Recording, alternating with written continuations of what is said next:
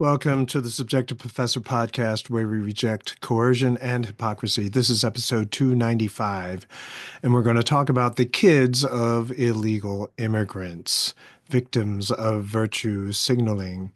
So, I had a conversation today, and it was rumored that agents of ICE, Immigration and Customs Enforcement, were visiting schools in the area.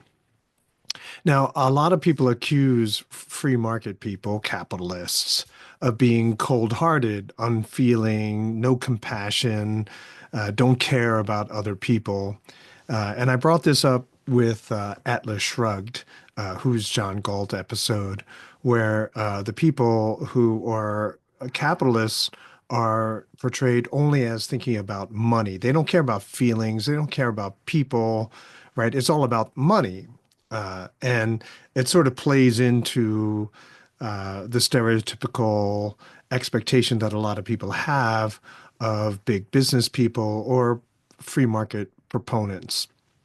But you got to realize we're all humans, except for the sociopaths and the psychopaths of society who have trouble, you know, with emotion because they generally don't have any for whatever reason. Everyone has feelings. Everyone else has feelings. Uh, it's just what is the course of action that you're going to take with those feelings? So, in other words, everyone has feelings. How are you going to express those feelings? When are you going to express those feelings? And how? And then, of course, the big question is who will take responsibility for the consequences of the choices that you make based on feelings? And I've talked about emotions and feelings in different contexts, but I wanted to do it here in a very practical example, practical situation. In other words, in the broad strokes of any presidential policy, government policy, most people initially you're going to look at the broad strokes and you're going to say, oh yeah, the people who benefit and the people who lose. But then as you get into the weeds, then you realize, no, there's a little bit more complex. There are more affected parties, people that you didn't think were going to be affected when you were just looking at the broad strokes, right? And so you're just looking at the generalities, and it's not until you get into the weeds, the actual, um, you know, on the ground reality, that people are now going to spin another set of emotions to try to get people to act certain ways. Okay. So like I said, it seems like, and there are videos popping up of illegal immigrants getting arrested and whatnot. But of course, eventually you're going to have to realize that ICE agents are going to show up at schools, particularly in sanctuary cities. And that's something I haven't worked out yet. I thought sanctuary cities meant that agents of ICE or, other people would not be able to go there, but apparently they are. I don't know the purpose of the visits. Maybe it's for intimidation, maybe it's warning, maybe it's in preparation for uh, rounding up kids of families that are illegal, because there are a lot of children of illegal immigrants in these schools. I have family members who teach, or I know lots of people and family members who teach at public schools, and they are overwhelmed by the number of non-English speaking children of illegal immigrants at their schools. And, this is anecdotal, of course, but there's not a lot of attempt to learn English, and there's not even a lot of attempt to learn anything, right? It's just, hey, I'm obligated to go to school, and so I showed up here, don't expect me to do anything, which is kind of an attitude that is very prevalent. So imagine, though, that other teachers are going to try to help these children of illegal immigrants, protect them, right? But then the question is, how do they get there, right? So when you go to the actual fallout, right, when everything starts to unravel, then you see all this pain and suffering, But then how did we get here? Okay. And this is a question that a lot of people seem to ignore, or it's as if these kids all of a sudden appeared and now they're going to be persecuted. And, you have this kind of thing going on. But illegal immigration, you have to realize go back even to this idea of illegal immigration. Why is there such a thing as illegal immigration? Well, when the legal immigration is either too long of a process or too expensive, and you just can't wait, right? You gotta go.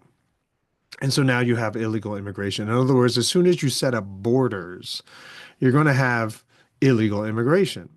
Uh, and I'm going to talk about this a little bit later, okay, the details of why people would want to come to a country. So I'll get into that later. So just hold your horses a little bit for those of you who already know. And so as long as you have these borders, voila, you're going to have illegal immigrations, right? Illegal immigration.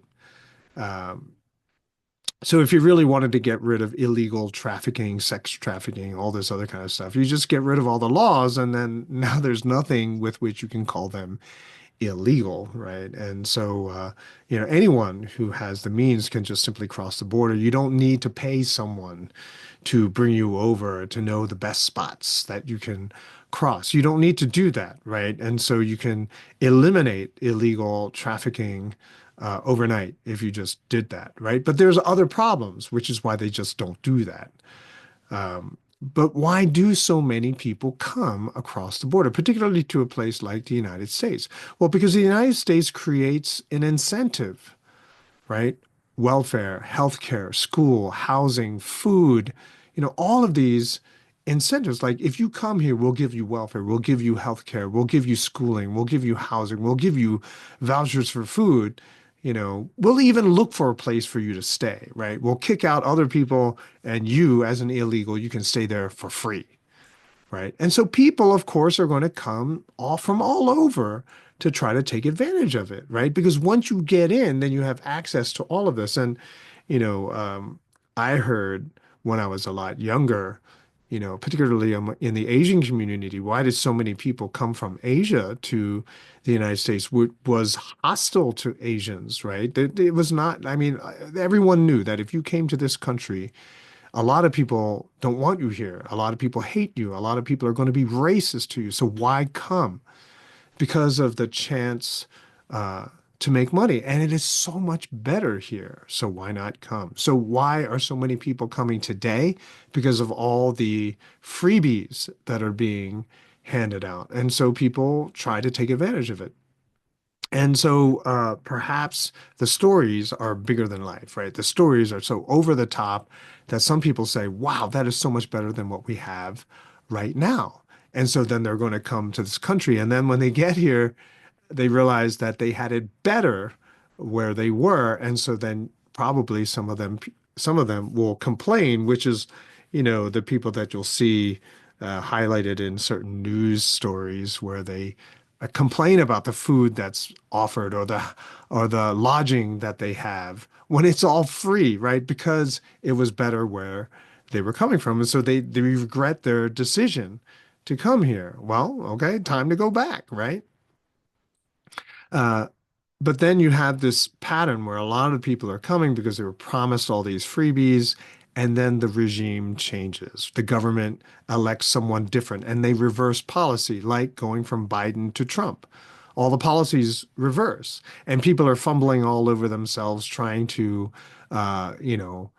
rename all of the things that they're doing or hiding the things that they're doing so that they can continue to do what they do. But then the federal funding dries up.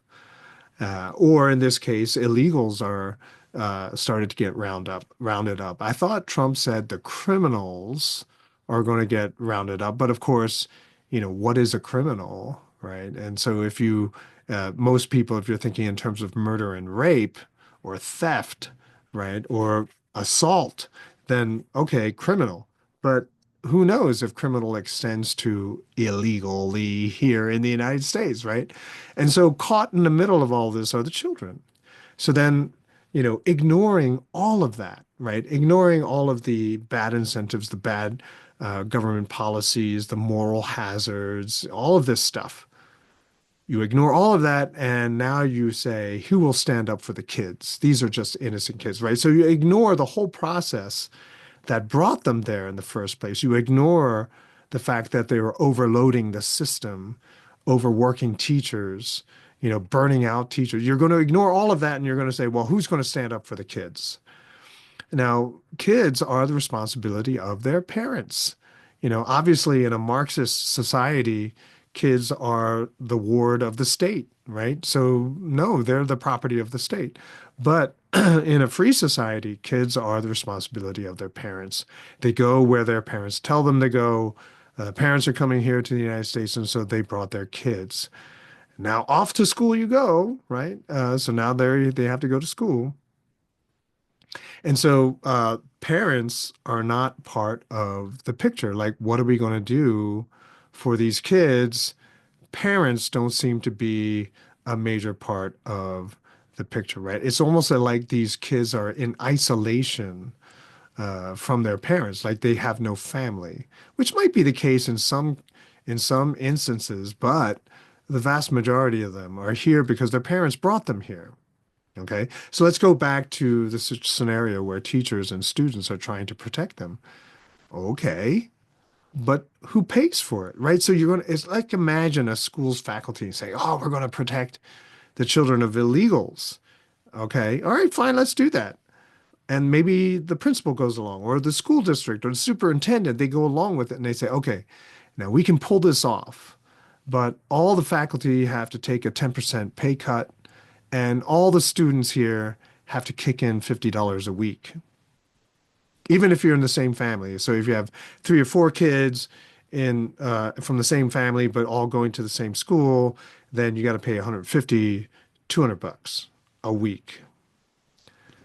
How many people would be willing to do that forever, right? I mean, this is not a one-time thing, but in order to keep the illegals here, protect them, that's what you got to do. You got to take a 10% pay cut, and everyone has to chip in an extra 50 bucks a week. Yeah, not a lot of people are going to do that, right? Uh, in the same way that when Texas would bus illegal immigrants to New York or to Martha's Vineyard, you know, and they just got round like Martha's Vineyard, right? They would just dump them there. And the people there would just literally round them up within an hour and then put them somewhere else, right? And all those people who live in Martha's Vineyard, yeah, they were the ones who supported open borders, as long as those illegals don't live in their houses. And what was funny was that they got dumped at Martha's Vineyard in the off season, so no one was there. The houses were all empty, but they were all kicked out, right? And so that's the thing. All these people who are so high and mighty about, protecting them or having open border, letting them come in, are unwilling to actually directly pay for the expenses. Talk is cheap, right? It's cheap to say that other people should pay. It's cheap to say tax the rich. It's cheap to say that other people have to pay their fair share, right? So then you got to ask, where is the compassion now, right? So all these people who say, oh, we're going to do it. Well, who's going to pay for it though? It's never going to be those people though, right? The people who are mobilizing and activate, engaging in activism to try to protect them, they don't expect to actually pay for it. And if they did, it would only be a handful of people and they wouldn't be able to pay for everyone.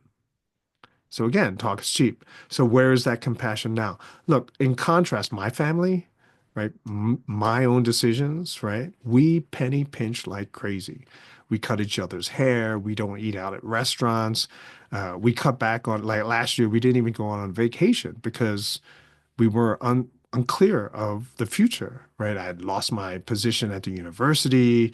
Tuition remission was gone. Now we had to pay for the tuition, right? And so we got a penny pinch like crazy.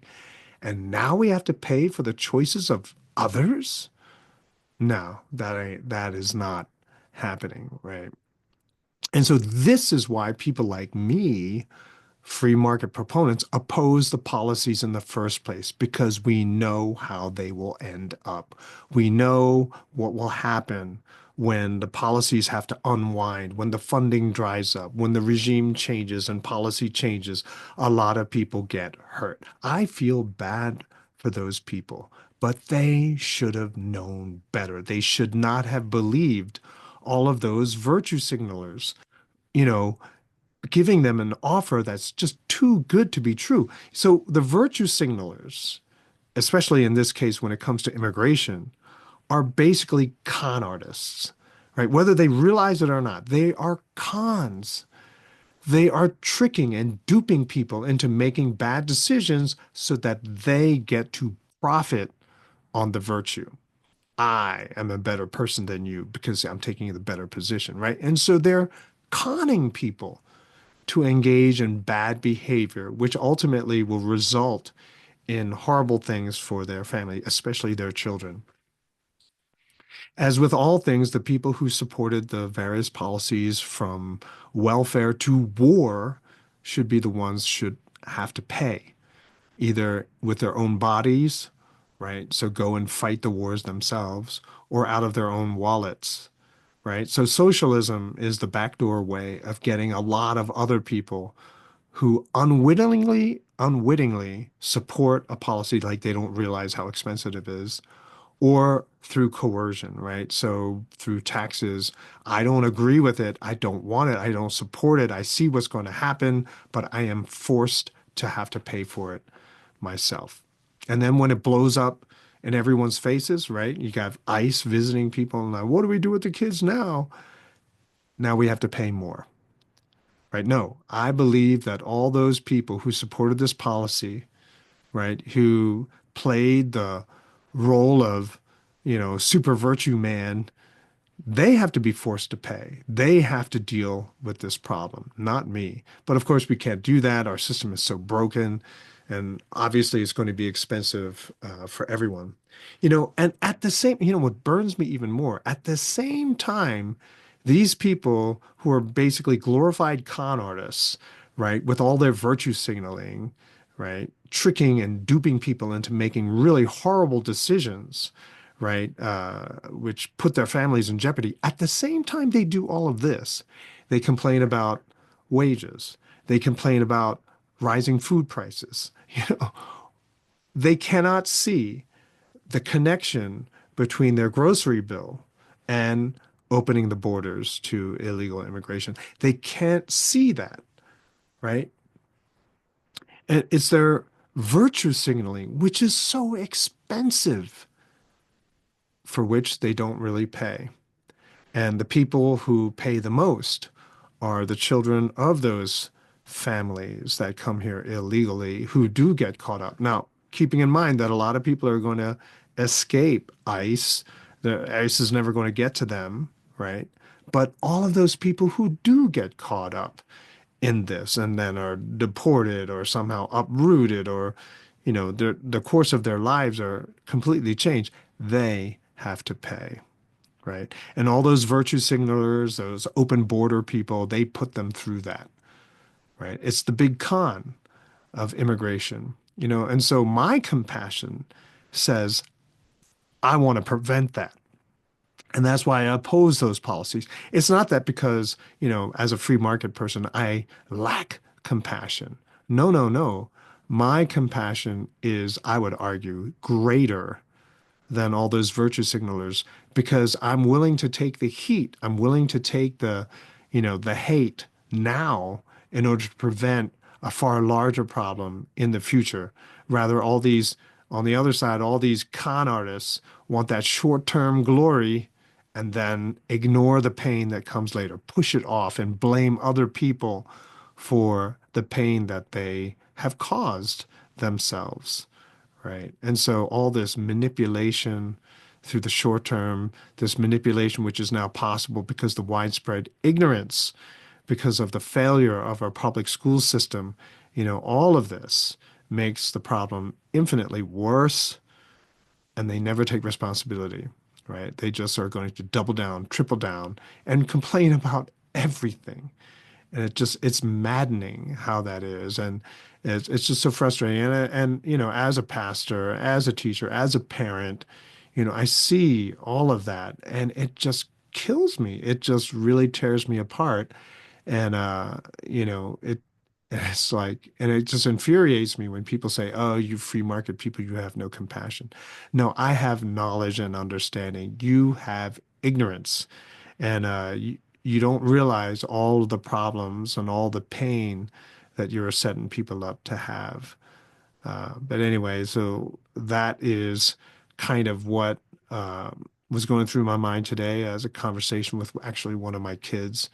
And I decided to turn it into a podcast. In other words, all these things are happening on the government level, all these policy changes, all these, repealing of this and that, and a lot of other people who really had no power to make any decision at all. Now they are caught up in it all, and they're going to suffer. And how things play out for them, I really don't know. But it's all this pain and all this confusion that myself, and people like myself wanted to prevent in the first place. Hopefully, more people will begin to understand this. More people will, call out all the virtue signalers early so that this kind of policy is never enacted, never pursued. And so all of this moral hazard is simply prevented. That's it for this episode. I hope you have a great weekend, and I will talk to you guys next week.